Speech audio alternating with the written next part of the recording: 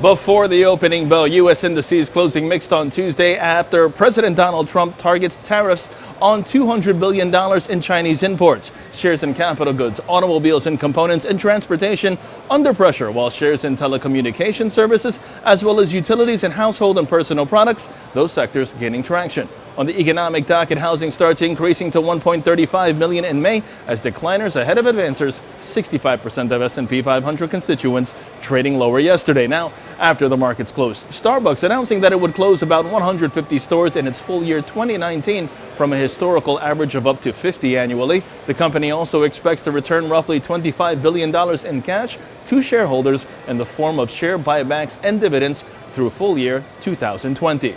Moving on to General Electric. General Electric will be removed from the Dow Jones Industrial Average on June 26 and replaced by Walgreens Boots Alliance, and PayPal announcing it has agreed to acquire Hyperwallet for $400 million in cash. Meanwhile, turning overseas, Asian markets were gaining ground today. The Nikkei up 1.25%. The Hang Seng up 0.77%. China's CSI 300 also up 0.4%, while South Korea's Kospi up a little more than 1%. European markets well oriented, and U.S. futures calling for a positive start. In terms of expectations today, Micron Technology second quarter EPS seen at $3.14 on sales of approximately $7.8 billion, while Mettler Toledo International third quarter EPS seen at $4.59. On the economic docket, 8:30 in the morning, we had the first quarter current account balance, while 10 o'clock in the morning, the May existing home sales read month over month.